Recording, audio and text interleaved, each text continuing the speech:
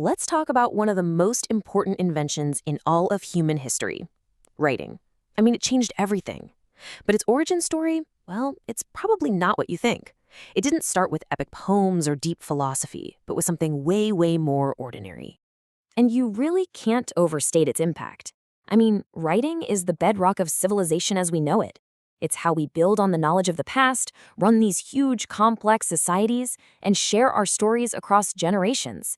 It just completely changed what humanity was capable of. You gotta wonder, right? What was the first monumental idea that was so important we had to invent a whole new way to record it? Was it some grand story about creation, the laws of a powerful king, or maybe a revolutionary new way of seeing the universe? Nope.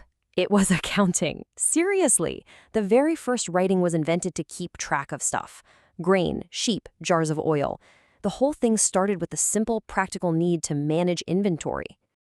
Okay, so to understand how accounting leads to epic poetry, we have to travel back in time to ancient Sumer. The world's first cities were absolutely booming, and this brand new urban economy was creating a problem that the human brain alone just couldn't solve anymore. So just try to picture these huge cities, like Uruk. The temples there weren't just places of worship. They were massive economic engines, managing these giant storehouses overflowing with goods. How many sheep did you loan out? How much grain did you pay your workers? It was too much information for anyone to possibly remember accurately. They needed a system. And their first solution was actually pretty brilliant. Physical accounting. They made these little clay tokens. Each different shape stood for a specific thing. So this little cone here, that might be a measure of grain. This cylinder, that's an animal. It was a tangible physical way to represent and count everything they owned. But, this physical system had its own issues, and solving those issues led to one of the greatest intellectual leaps in all of history, the jump from actual objects to abstract symbols. So let's say you're sending a shipment of, 5 goats.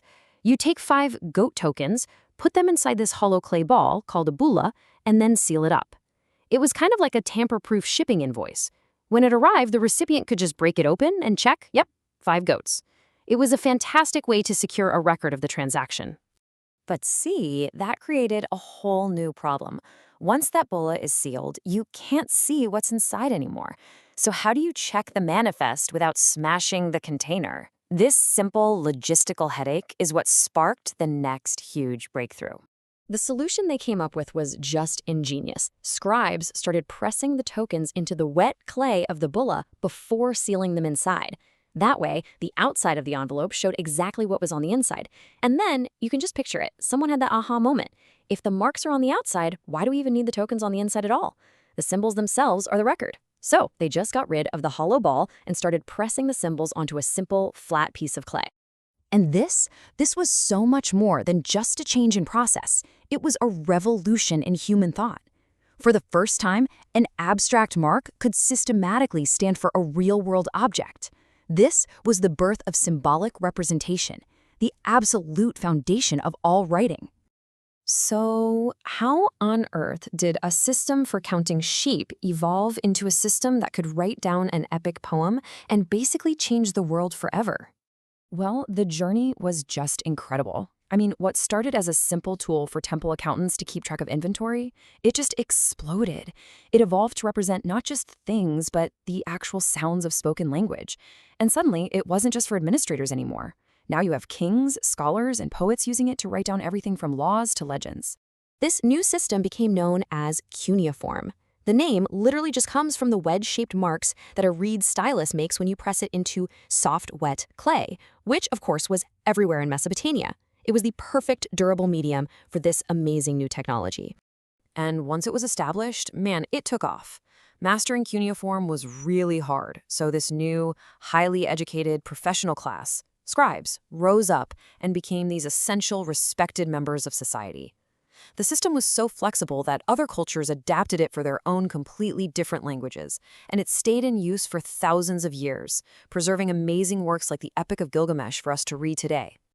So, you see, a system born from accounting didn't just change how we keep records. It fundamentally rewired how human beings think. This is the real game changer. Before writing, a society's total knowledge was limited to what people could hold in their collective memory. Writing created an external hard drive for humanity. Knowledge could now be stored, it could be accumulated, and it could be built upon generation after generation. It just led to an explosion of complexity and innovation. And this gets at a really deep idea. Writing isn't just a passive tool for recording stuff. The very act of putting thoughts into a written form, it forces you to think differently.